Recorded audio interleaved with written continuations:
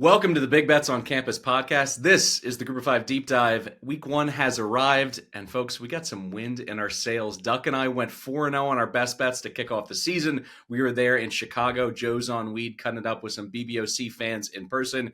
Man, was that absolutely electric, particularly the late night walk-off winner from Hawaii. Everything that needed to happen down the stretch there for the Bows to get over the hump, getting me one win closer to that bowl eligibility that I gave out in the preseason. But we have a massive week 1 card to get into. There's no time for slapping ourselves on the back. We got to get back to work. I'm Mike Calabrese. I'm joined by Duck, my BBOC co-host here. We're going to break down every single angle that we like here in week 1. But before the picks, I'd like to do a quick sounding off segments. Duck is also going to bring the heat with his segment. This pick was pretty easy for me. A new G5 darling, Kanzi Matsuzawa, the kicker for Hawaii. The Japanese kicker who taught himself to kick from YouTube, transferred to Hocking College in Ohio, and then transfers out to the islands. He bangs home all 3 kicks, including the game winner against the Cardinal. Just a phenomenal story. It's what G5 football is all about. Also, before we get into Duck's sounding off segment here, a quick timing issue for when these episodes are going to drop. We'll be releasing the G5 Deep Dive early this week, but after this, once we get past Labor Day, these episodes are going to drop first thing on Wednesday, just so you know when to expect these plays to come in, when you're going to be able to see them on your podcast feed, when you're going to be able to watch us on YouTube. Please subscribe and like. Duck, I hope I didn't steal your thunder there. He was basically, America's sweetheart. This sweet Japanese kid going ahead. His post-game press conference was fantastic as well, saying he was more nervous about speaking to the media in English than he was about making every single kick. Hawaii needed it. They get over the hump, as I mentioned. Just the vibes are immaculate at this point. Who are you going to for your sounding off segment here after week 0? Well, I don't think anyone could steal our thunder after the week we had last week. My goodness, that was absolutely dream start to the season. I want to sound off, Idaho State went in there and played about as perfect a football game as you could possibly have. They shredded UNLV, 555 yards, 31 points, never threatened to not cover. The total went over. But you're down 21-17, and Idaho State OC Buddy Blevins, what are we doing here? You just converted a 3rd and 6. Jordan Cook, my goodness, he was cooking in that game. He just threw a perfect corner pass down to the 2-yard line, and you take Jordan Cook out of this game, and you run slot goal line fade from the 2-yard line with the backup quarterback who hadn't played a snap and doesn't play again. I didn't understand the situation there. And when you look at what Idaho State does in their next 2 possessions offensively scoring touchdowns, they really missed an opportunity to go out there and seize complete control of the game. They outplayed UNLV. The defense actually was a little bit better than I expected. But what are we doing taking Jordan Cook out of the game with 1st and goal? The offensive line played pretty well down around the goal line. I just thought it was unnecessary. They tried to get a little too cute. It cost them a touchdown, cost them the game. So it's my sound. Yeah, we just heard from Michigan. What are they going to get in terms of sanctions, show cause, penalty for Jim Harbaugh, all these other things? If you run a slot fade, you should absolutely get a show cause penalty. I don't want to see you coaching at the FCS, FBS level, drop down to NAIA because, there was no chance as soon as it left his hands that, let alone incomplete, it was going to be intercepted. So just for a game where they seemingly were pulling all the right strings, pushing all the right buttons to go ahead and have that kind of self-inflicted wound was painful. But it's also a big indicator. UNLV, we talked about them, kind of being a mystery box in the preseason with the Mountain West preview. This defense is not good. I don't know how many of these Mountain West offenses are going to be able to take advantage to the same degree that Idaho State did, but I'm certainly sure they're going to be looking at that film and looking at all the holes and blown coverages from the run and reps. All right, I mentioned we got a huge week 1 card. Let's get right into it. Duck, you're going St. Francis, Louisiana, Monroe on Thursday for your first best bet. No Ahmad Hardy, no problem according to you. I feel like this has to be a fade of an FCS team that you have your finger on the pulse of. Yeah, it's going to be tough for many people to lay this big of a number with Louisiana Monroe, but I did minus 22.5. I would bet this up to minus 27. St. Francis of PA plays in the Northeastern Conference at FCS, but they're actually dropping down to the Division III level, which is a non-scholarship level. And so they did see an influx of talent that portaled out, and it was a one-way street for them this offseason as nobody really came in with the trajectory and direction of the program being what it is. St. Francis of PA is now going through a complete rebuild on defense. The front seven is inexperienced and really undersized. The secondary, which didn't have a ton of experience last season, now replaces 43 career starts, which was a significant number for them. And they're just going to have such a struggle to try to defend this ground game of Louisiana Monroe. SFPA is unsettled at quarterback. They kind of had the quarterback carousel last season. They played three players, Nick Whitfield, Jeff Hohenstein, and Adrian Meja, all took snaps last season. They could all three play in this game, and they might use Meja at receiver. So they're just so unsettled with what they want to be this year offensively. This was an offense with SFPA that only generated 159 pass yards per game last season, and their top 5 receivers that produced last year are gone. Nobody portaled in. It's really going to be a struggle for SFPA to really possess the ball and do much of anything on the field offensively to give their defense a break.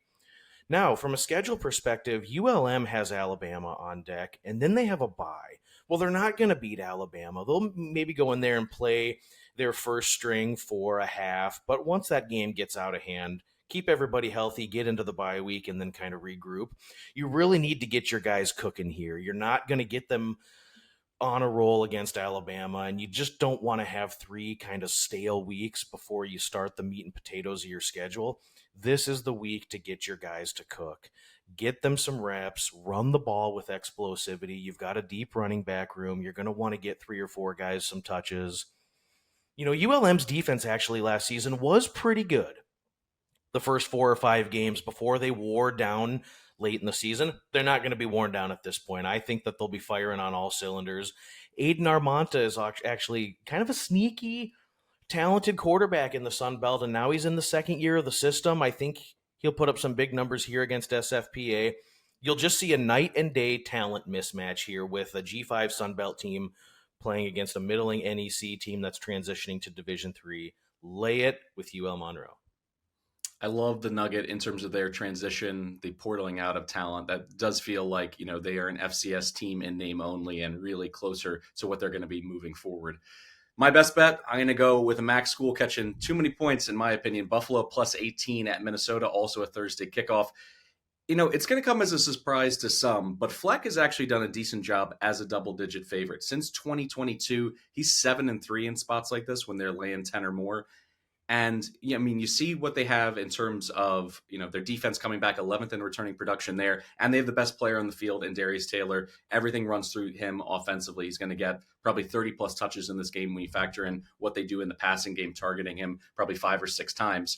But before we get into why I like the Bulls here, let's talk Corey Heatherman, because this is the story for this game, and this is why I'm on the dog catching north of 17. He won the AFCA Assistant Coach of the Year as the DC at James Madison. Then he did a fantastic job with this Gopher defense last fall. They were top 10 in scoring and total defense. He's a massive loss for Minnesota. So I wanted to find a way right away this season, particularly in the month of September, or in this case, in August, to fade them without their top lieutenant. Then there's all the reasons why I do love the Bulls. Great G5 defense led by Red Murdoch and Kobe Stewart in that front. They're going to be able to create negative plays and get Minnesota into those clear passing situations. They are 9th overall in returning production on that side of the ball. And the offense has the pieces, at least in my opinion, not just to be good by max standards, but really arguably if the quarterback hits, to be one of the better G5 offenses. You look at the receiving core, Snow and McMillan. I like those guys a lot as a tandem. Aljay Henderson is an absolute workhorse as their running back. The only mystery is, as I mentioned, the quarterback. Taquan Roberson is someone who had all the talent in the world, a former 4-star. Can he realize that potential? Or does he even really need to do so for them just to be as good as they were last year? It was supposed to be a year 0. We were going to potentially play them often as an against the spread darling, but they put it all together right away for Pete Lembo. So I think this number is off by two key numbers. Going through 17 and going through 14. My numbers put this at about 12 and a half, 13. I'm more than happy to take that extra points in what I'm hoping can be a rock fight between two really good defenses. But as I mentioned, Minnesota does not have their defensive play caller. So I'm hoping for a few blown coverages, a few issues in terms of situational football that the Bulls take advantage of. What are your thoughts on playing a MAC team like this? I mean, we discussed this in person. I almost sprinkled on the money line. It's really that QB1 issue that's holding me back. But the Bulls in general, I think, are trending in the right direction heading into this season. What are your thoughts? I love Buffalo in this situation. I played Buffalo earlier in the summer. We saw the line creep down to as low as 15.5.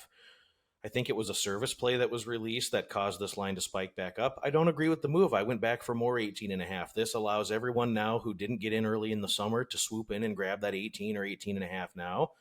I think Buffalo will be just fine at quarterback. I think Trey Roberson brings a similar skill set to what CJ Agbana did last season. I really think the offensive attack will have a little more punch now that they get McMillan back from injury at receiver to complement an emerged Victor Snow. The offensive line has some continuity. With Minnesota, the front seven is not going to participate and perform as well as we saw last season. They're replacing their defensive coordinator and all three unit coaches on defense. So you've got a change in scheme. You got some new voices in there in the defensive rooms, and it might just take a little time for Minnesota to really be firing on all cylinders defensively. Buffalo, like you had mentioned, returns a ton of defensive production. Sneaky good MAC defense there. The last thing I'll say, a little trend here, for those that have Action Pro, you've got our pro trends and our pro systems. You get a dog that's this sizable with a low total. Historically, those dogs perform very, very well. It's just one of the system trends that we like to at least keep tabs on at Action Network. And so you got a massive dog, low total, absolutely all over Buffalo here. 18.5, no question. It's on my card. All right, let's hit your second best bet, Ball State at Purdue. You're going to lay the 17. Devin Maccabee, it's that Fresh Prince of Bel-Air meme. He's just standing in the locker room looking around. No one else is there because he's the only returning starter on the starting 22 for the Boilermakers. Talk me through how you can fire yourself up about Purdue, or is this just a pure fade on Ball State? Really both. I'm not going to try to be here to suggest that Purdue is going to be a formidable Big Ten opponent this season, but we're not asking them to beat a Big Ten team. We're asking them to beat one of the very, very worst teams in FBS with an atrocious defense who didn't get any better last year in the portal. With Ball State, if you just dive into the defensive metrics, 49% surrendered on third down, 44 red zone scores in 45 opportunities. They didn't bow up in the red zone when they needed to. 11 plays last year they surrendered of 50 yards or more. They give up way too many explosives. They had 20 sacks as a team last year, did Ball State. 7 of them came against Kent State. So outside of that, you're not really creating havoc. You're not creating a pass rush. And I just think we're going to see motivation from Purdue. Barry Odom comes in. He has a significant history of pounding lesser opponents when he was at Missouri and UNLV. He really steps his foot on the gas during these situations. And they only have Southern Illinois on deck here. So you kind of really need to build a little program excitement and some momentum. And you have to do it right now. If you look at the roster top to bottom, they are so much more talented than what Ball State's going to bring to the table. Ball State's implementing a new run-first offense. They're going to run the quarterback a little bit. I worry about Kyle Kelly really staying healthy this entire season. And with his smaller frame, how many hits is he going to be able to take? I just see guys that portaled in from Purdue. We got CJ Nunnally, Tony Grimes, Taj Rael, Manny Powell, Crew Wakely. You've got so many guys that are talented. I think they can kind of piecemeal a defense together that'll be able to limit and contain what Ball State wants to do. I just really don't see it going well. You've got motivation to start off on the right foot. You've got an inferior opponent with Ball State. Purdue, if any team has to put up a big number, it's these guys. Lay it. It's a tough one to do, but lay it with Purdue. I think they win by 3 or 4 touchdowns. All right, I'm going to go for my second best bet, Lamar traveling to Denton to take on North Texas. I'm going to lay the 24.5. Let's just call it what it is. Lamar is an average FCS team. They're certainly not top 25. I'd be surprised if they made the FCS playoffs. They may compete in a wide open Southland. We already saw it right off the jump with Incarnate Word getting upset by Nichols. But They got a new OC, potential growing pains in a game like this. But this bet really is based on two things, and it's on the UNT side of things. I know what I'm getting with an Eric Morris offense. Quality quarterback play. I was hoping that Poffenbarger was going to win this job, but Mestemaker showed a lot of upside in the bowl game, particularly with his legs. He wins this job that was, a prolonged, extended battle in fall camp. Now I believe they're going to hand the keys of this up-tempo offense over to him, and I think it's going to hum, particularly against the Lamar defense. And the second thing here, and this is a little bit of, oh boy, Happy learned how to putt. North Texas may actually have a defense this year because they made one of the biggest coordinator upgrades in the G5, getting Skylar Cassidy from Sam Houston. He turned water into wine with the Bearcats last year. When you look at everything that they were able to hit in terms of top 25 metrics without any huge 4-star kids or anything like that, that scheme, that's what North Texas needs to have. They need to be able to line up and, play good situational football, those third downs, those red zone defensive stops. But they also actually have a lot returning. I know the defense wasn't good last year, but they're 30th in defensive production returning. Armstead and Fisher are really good building blocks as their starting corners. And when you have quality corners that at times strategically you can put on islands, you can get creative, you can disguise coverages, you can, have a couple zero blitzes in there. I think this is an opportunity for North Texas to make a statement. And this is the year Eric Morris has to put it together. They faded late when Chandler Morris was banged up. They got to get off to a hot start. He certainly has to get to a bowl. But I would imagine this is going to be a year that they're targeting. We could win 8 or 9 games if everything goes right. It's got to start with a great defensive performance. We're talking an FCS team, so I got to pick your brain here. What are your thoughts on Lamar? Am I underselling them, or do you think that they are just about right in terms of Bill Conley's ranking for all the college football teams in America? They're 190th in his SP Plus preseason ranking. North Texas, by the way, a top 100 team. What are your thoughts on the Cardinals? Yeah, on the surface, you kind of look at them projected to be kind of a middling Southland Conference team, but the Southland Conference at the bottom has gotten really, really bad. You look at East Texas A&M, Houston Christian, Northwestern State, and now the newcomer, Utah Rio Grande Valley. You've got some terrible, terrible football there, and then you've got Lamar, and I think Lamar is closer to one of those teams in talent than a team like a perceived Southeastern Louisiana, Incarnate Word, even Nicholls State, as we saw on Saturday. So I think Lamar is very much descending. They lose their quarterback from last season and their top running back who rushed for 1,100 yards. We've got now them turning to Mecky Haggins, who was a mediocre signal caller last year at Arkansas Pine Bluff. I just don't see the offensive punch being there for Lamar. Now going up against an emerging defense with talented players that were brought in from Sam Houston, the guy scheming it up, Skylar Cassidy, will absolutely have something here. It's going to be really tough sledding for Lamar. And now with Lamar, 10 of your top 13 tacklers from defense are gone. You're not going to contain this offensive output that North Texas is going to bring to the table. I just don't think the number's big enough. In traditional priors with North Texas, if you were not able to bank on their defense getting stops and it was assumed that an FCS team would score 28-35, it might be a little tougher to lay this number. But I've got Lamar at 10, 14 points here. I just don't think we'll see enough consistency with them offensively. They replace too many players. They don't have explosivity in the receiver room. You've now got a middling SWAC quarterback that's going to command your charge. Skylar Cassidy in this defensive bunch is going to eat these guys alive. Lay the points. North Texas will put up a huge number, and Lamar will be packing it in the middle of the third quarter. We turn now to our 4-minute offense. This is where we highlight one of the biggest games in the G5. We don't have any official plays on it, but we don't want to overlook UTSA at Texas A&M. The Aggies laying 22.5 points at Kyle Field. Here's my reservations right off the top. Jeff Traylor, great coach, phenomenal coach at the G5 level. He's won multiple conference titles, but in big paycheck games, it's been rough as of late. Lost 56-7 at Texas, 45-14 at Tennessee, 41-20 at Texas again. 1-4 straight up in his last 5 big paycheck games, 2-3 against the spread, 3 straight humbling losses. And the Roadrunners angle here is simple. We talked about it a lot in the preseason when we talked about the American. The offense should be the class of the G5. They return every starter. Owen McCown is someone that you can trust as a quarterback. They were humming last year with Justin Burke as their play caller. They finished 5-2. They took a 12-team Army team to 12-2 Army team, I should say, to the wire. So in terms of where they were at the end of last year, they were absolutely ascending.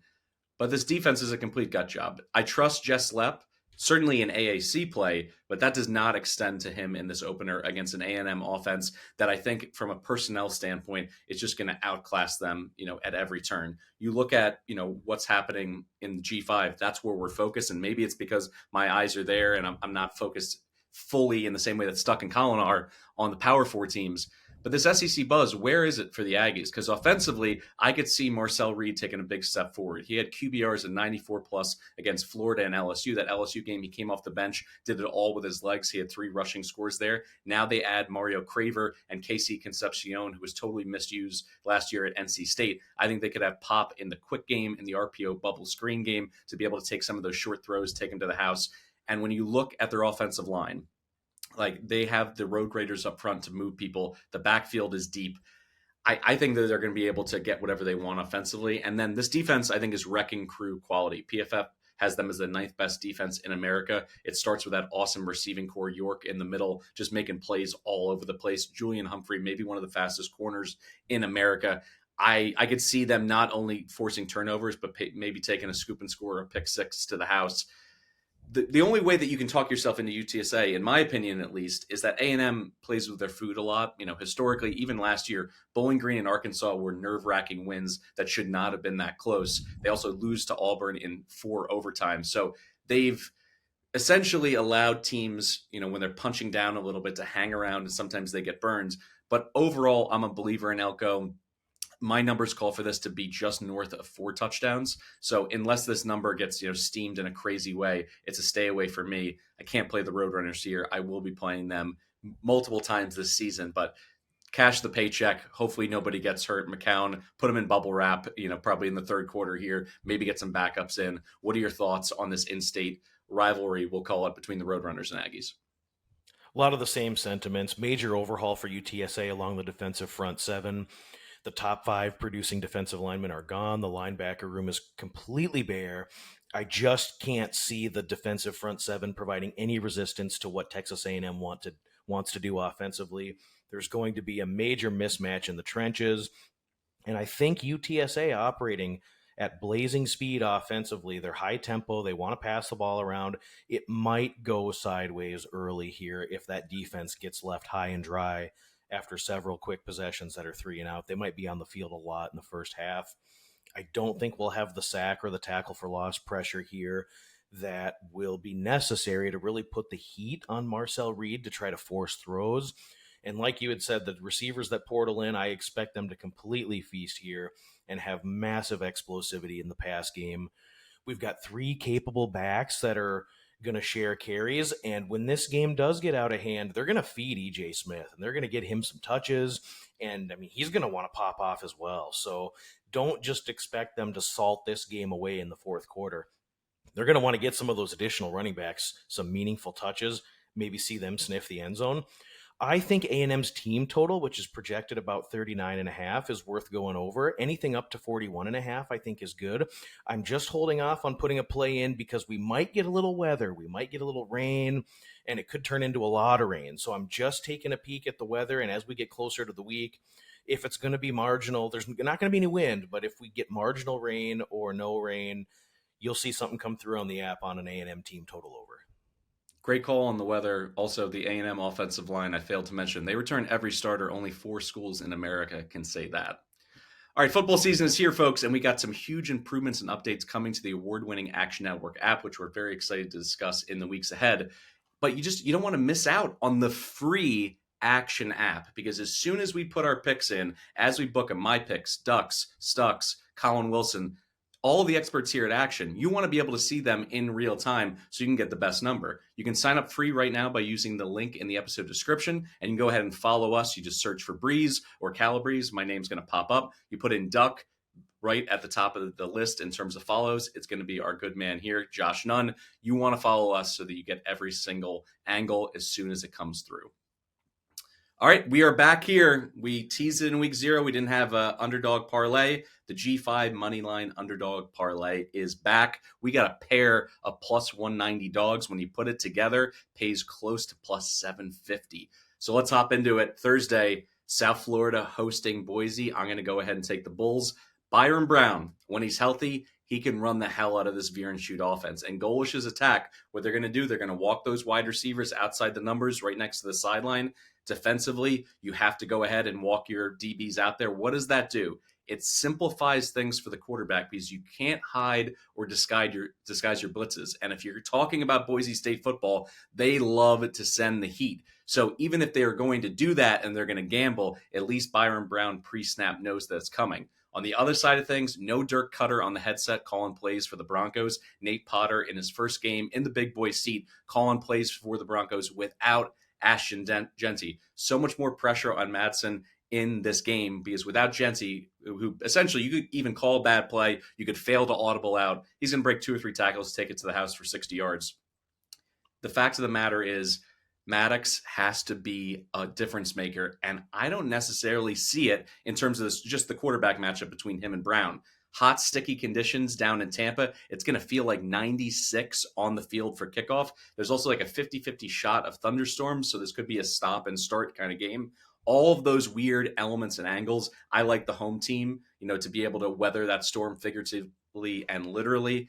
And I think this is when it all clicks for Golish. He's 14th in returning production as a team, great quarterback for the system, and they have a real identity where what is going to be Boise's identity? We have to wait and see. Give me the home dogs. Oh, by the way, it's a blackout.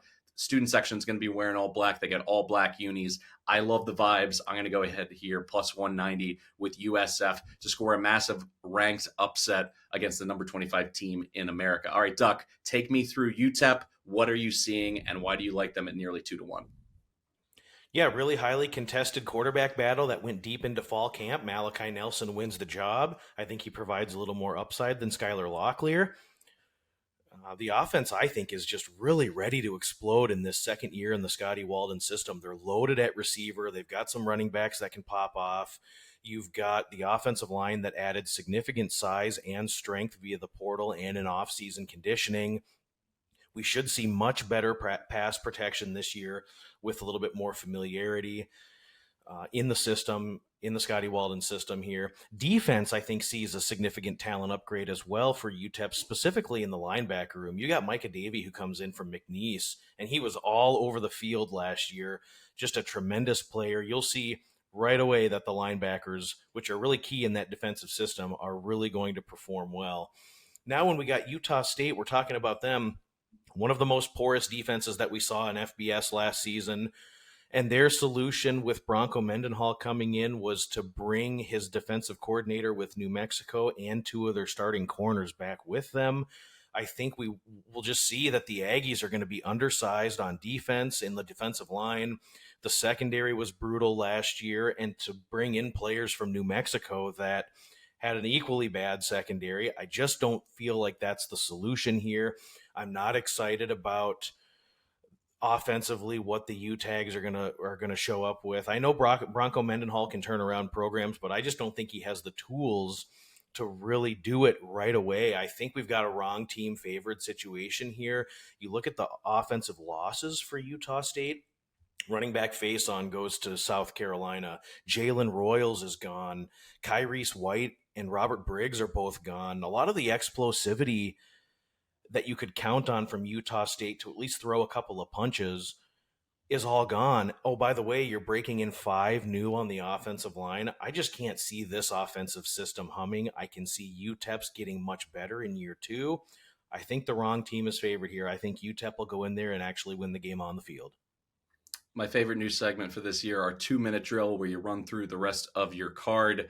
We talked about this in Chicago. Don't worry, Duck, he looked into it. He's down on the microscope. He's looking at the microfiche. FCS games, you were absolutely on fire. And not just picking winners, but also the game narrative, being able to provide it before we got into it. Walk us through your 2-minute drill here. Hut, use the sidelines, use your timeouts. You got 2 minutes. You're on the clock. Go for it. Yeah, so South Dakota State hosts Sacramento State in week 1 in FCS. For South Dakota State, a perennial FCS power, their head coach and many of their starters left to go to Wazoo. There's a new offensive coordinator, new DC, and new special teams coordinator, all new at the helm. They're replacing their quarterback. Starting running back, the receiver room is empty. The entire back seven on defense is being replaced. Special teams is anticipated to take a big step back this year. And Sacramento State, the Hornets made a real buzz this year, brought in Jaden Rashada and 35 players with FBS experience in the two deep. They've increased their program funding for NIL, and there's this big push to move to FBS. And we get the go-go with Brendan Marion. He's bringing the go-go offense to Sacramento State. There's going to be this unique offense that's being deployed that South Dakota State has never had any experience with defending. This projected line here is north of 15.5. Some projections have it as high as 18.5. Anything over 2 touchdowns, Sacramento State is worth a play. I think they'll have every opportunity to win this game on the field. So let's get north of 14.5, and we'll punch it in here with Sacramento State.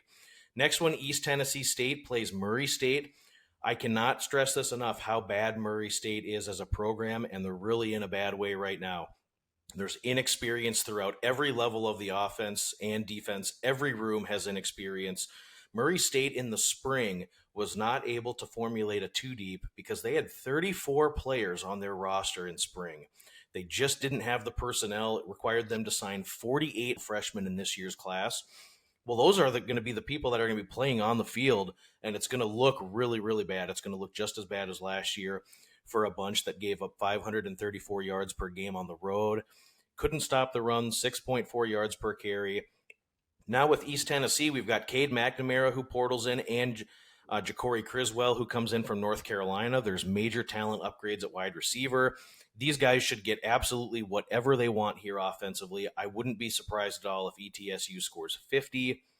Will Healy comes in to coach up this bunch after Trey Lamb goes to the FBS. We all remember Will Healy with Club Lit, and he's going to bring that sort of energy to ETSU.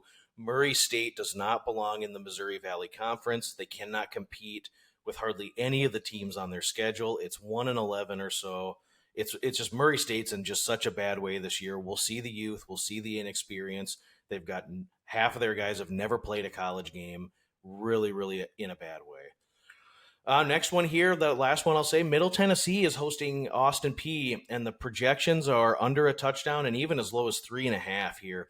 We've got this based solely on how Middle Tennessee performed last season. They really struggled with FCS Tennessee Tech. I think we'll see a different urgency here from the Blue Raiders in the second year of the system. We've got marginal improvement defensively and offensively with Nicholas Vadiato. I think they'll remember the film last year and how they let Tennessee Tech back in that game in the second half. They'll tighten the screws up here. Anything under a touchdown, I'm laying it with Middle Tennessee in their opener. All right, time for my 2-minute offense here. We're going to start with Marshall traveling to Georgia. They're just laying a monster number, 39.5. I'm going to lay it. Marshall was completely and utterly gutted. They lost all their staff, all their top players, 60 new players in total portaling in. And Rod Smith, their offensive coordinator, he wants to run the ball. It's not going to work against Georgia. Not at all. Georgia, by the way, on the other side, Mike Bobo really needs to make a statement. They need to show that they have explosiveness on the perimeter. This was a receiving core that not only let down Carson Beck last year, they dropped so many passes. So can they answer some questions in a positive way with Gunnar Stockton throwing it around the yard? I think so. Now, this line has not moved past 40 because Smart's reputation in games like this is he's not gone for the jugular. He's not kept his starters in, running a full, array of plays deep into the game. But as I mentioned, I think this got to be a showcase game for Mike Bobo. I'm going to go ahead and lay the big number because I want to find lots of different ways to fade the Thundering Herd this season. FAU against Maryland, over 60.5. The Owls defense is going to be dreadful. 0 returning starters, 120th in returning production. Brett Dewhurst is going to be calling plays here for the very first time with a super green unit. And then on the other side here with Maryland, you got Pep Hamilton. He hasn't named a starter yet at quarterback, but I think that's actually going to help because you're going to get Malik Washington. You're going to get Justin Martin, both of them running the full offense as an extended audition, even if he does go ahead and name a starter in the next, let's call it 48 hours. Offensively for the Owls, I like what I get with Veldkamp throwing to Messer in Kitley's point-producing offense. And Veldkamp is a guy who can pick you apart if he has time in the pocket. Maryland had the worst pass rush in the Big Ten last year. They could be better in the secondary with some new pieces, but if Veldkamp gets that clean pocket, I think he's going to go ahead and give them at least, let's call it 24 points. I'll say Maryland 42, FAU 24, go over 60.5 here. And let's close that with Rice at Louisiana, just on the verge of 2 touchdowns. The Raging Cajuns laying 13.5. I'm okay with it. And I like Scott Abel a lot. I think he's going to turn Rice into a tough out this season. I think moving forward, they'll be a perennial 6, 7, 8-win team out of the American because of his system. But here's the issue. This is a year 0 rebuild.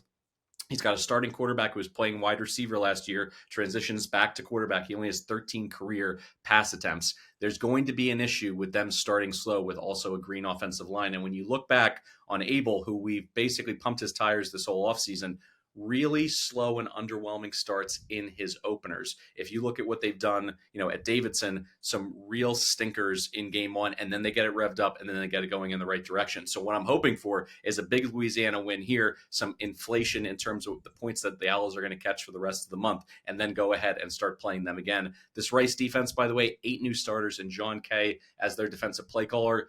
It's his first time calling plays in college. He was an awesome high school coach in the Houston area, but this is a big bump up for him with an inexperienced group. I think Walker Howard is going to shred him. One of the best quarterbacks talent-wise, recruiting services-wise, to start in the G5 this season. So I'll go ahead with Louisiana.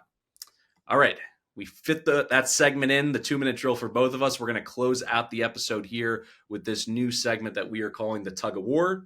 Just visualize with me for a moment. Close your eyes. The ball starting on the 50-yard line. Whenever we have these tug of wars, whoever is right moves the ball 10 yards at a time closer to the opposing team's end zone. Whoever hits it, we're going to figure out what we're giving out. But, we're gamblers. So there's going to be something meaningful, whether it's cash, whether it's a prize pack. But you got to hit winners to move the ball in this game. So we're starting at midfield, and our first game is Toledo against Kentucky. I like the Rockets. Duck likes the Wildcats. 7.5. Getting that hook is key. Earlier in the offseason, this was closer to 10, but I made it clear in the MAC preview. This is the premier G5 roster, led by a veteran quarterback, splashy skill position talent on offense. Trainum and Rudolph are great weapons to be able to have, some really explosive plays for them. And historically, what do I want to do with Jason Candle and Toledo? I want to play them when they're punching up, and I want to fade them when they're punching down in MAC play. That's how you make money when it comes to Rocket football. If this was a vintage Mark Stoops defense, and they were strong in the trenches on both sides of the ball, this would be probably a pass for me. But uncharacteristically, they were soft last year. And now they're replacing 4 starters on the offensive line, their entire front 7 defensively. And Bush Hamden is their offensive coordinator. He is not a schematic difference maker. He got fired at Washington. He got walked out of that Boise situation. This is a guy that I think is a liability as a play caller. Now, Zach Calzada could be an upgrade, very well could be. He's resuscitated his career at the FCS level. He's basically bringing in a little bit of juice. But Toledo has a really strong secondary. You can make a strong argument they have the best G5 secondary with 4 of their 5 starters returning in that defensive backfield. And historically, they always show up in these spots. They beat the stuffing out of Mississippi State last year on the road in Starkville. They took Illinois down to the wire in 2023. They nearly upset Notre Dame in South Bend in 2021. I see them doing it again. I'm sprinkling on the money line as well. Listen, we got to have some disagreement at some point. So you like UK here in Lexington. Make your case, and we'll see who wins the first round of the tug of war. A little head-to-head, baby. I love it. This is going to be fun. I know Toledo is head and shoulders the most talented team in the MAC, and we're not going to discredit what they're going to do in their league schedule. I'm just not sure this team has what they need in the defensive front 7. I expect a drop off with all of the talent that they replace along the defensive line and at linebacker. It's just hard for me to not imagine Kentucky going in there, grinding this game on the ground, and being able to rush for 250 yards and just completely gash Toledo's front 7, just like they did to last year's MAC champion in Ohio University when they beat him 41-6. I think we'll get upgraded quarterback play with Calzada. I think that we'll see the Toledo secondary really stressed because they're going to have to bring extra guys in to defend the run. And I'm just not sure that those Toledo receivers are going to see as much space as we're used to them seeing. I think everything will be contested for Toledo in the pass game. It's just a tough ask when you've got motivated Stoops. He really needs to get some heat off of him. He needs to put up a big number right away. If I'm Kentucky, all week, I've got the Mississippi State film against Toledo in the locker room, and I'm telling my guys, hey, you don't want to show up for this one? This is what's going to happen. 41-17, you're going to get your ass whooped. So show up, play hard. We need to start our season strong. There's not going to be a lot of opportunities to get some wins. I think motivated Stoops is a lot different coach than a complacent Stoops. We've got the upgraded quarterback. They're going to be more talented on the offensive line than what Toledo has on the defensive trench, at least on paper. I just think we see Kentucky grind one out. It's a tough ask for this Toledo defense to go in there and stop the Wildcats. So I'm laying at 7.5. That'll do it for today's episode of the Group of Five Deep Dive under the Big Bets on Campus banner. Thanks for tuning in. Don't forget to download the free award-winning Action Network app and leave us a 5-star rating and review wherever you listen to the pod. If you haven't already, please subscribe to our YouTube channel. Search for BBOC and you'll have access to all of our preseason content as well as all of the Week 1 preview. That there's going to be multiple from Colin and Stuck for some of that early week action and then the rest of it over the weekends. Thanks for listening to the Big Bets on Campus podcast. For Duck, I'm Mike Calabrese. We'll catch you here next time.